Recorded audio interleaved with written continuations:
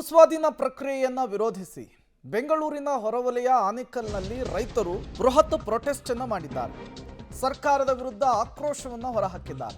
ಆನೇಕಲ್ ಪಟ್ಟಣದಲ್ಲಿ ಅನ್ನದಾತರ ಕಿಚ್ಚು ಕೆಐಎಡಿಬಿ ಭೂಸ್ವಾಧೀನವನ್ನು ವಿರೋಧಿಸಿ ನಡೆಸಿದಂತಹ ಪ್ರೊಟೆಸ್ಟ್ ಅನ್ನದಾತರ ಆಕ್ರೋಶದ ಕಟ್ಟೆ ಇವತ್ತು ಅಕ್ಷರಶಃ ಒಡೆದಿತ್ತು.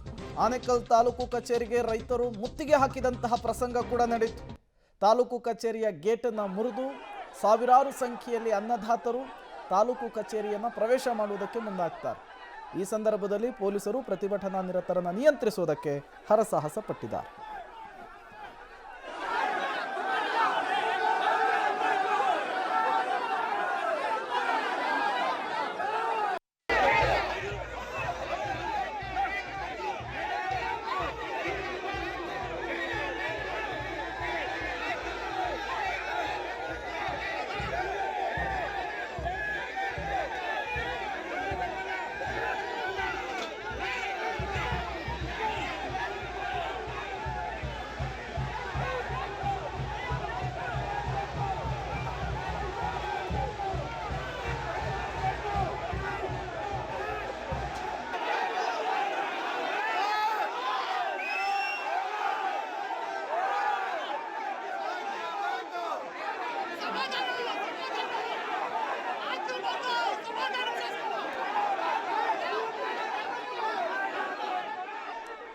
ಆನೇಕಲ್ನಲ್ಲಿ ನಡೆದಂತಹ ರೈತರ ಪ್ರೊಟೆಸ್ಟ್ ಇದು.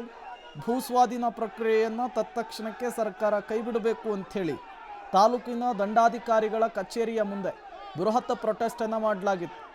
ಹಸಿರು ಶಾಲನ್ನು ಹೊದ್ದಂತಹ ಸಾವಿರಾರು ಅನ್ನದಾತರು ಇವತ್ತು ಅಕ್ಷರಶಃ ರಸ್ತೆಗಿಳಿದು ಸರ್ಕಾರದ ವಿರುದ್ಧ ರಣಕಹಳೆಯನ್ನು ಮೊಳಗಿಸಿದರು. ತಾಲೂಕು ದಂಡಾಧಿಕಾರಿಗಳ ಕಚೇರಿಯನ್ನು ಪ್ರವೇಶ ಮಾಡೋದಕ್ಕೂ ಕೂಡ ಯತ್ನಿಸಿದರು. ಈ ಸಂದರ್ಭದಲ್ಲಿ ಪೊಲೀಸರು ಅವರನ್ನು ತಡೆದಿದ್ದಾರೆ, ನಿಯಂತ್ರಿಸಿದ್ದಾರೆ.